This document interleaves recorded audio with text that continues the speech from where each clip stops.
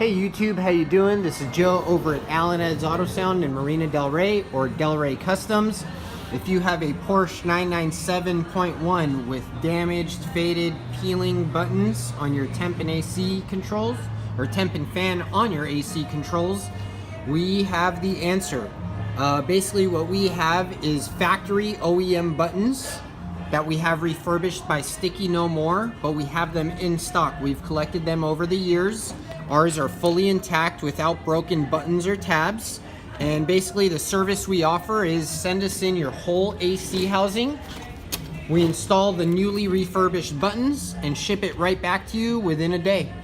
So really, your car may only not have an AC housing for anywhere from 3 to 5 to 7 days, depending on how fast you can get it to me. Feel free to give me a call, 310-827-8121. We have the answer. The reproduction buttons do not fit or work well. Trying to paint them yourself while still in the housing is not the best looking option either. So what we do is replace them. Thank you, YouTube.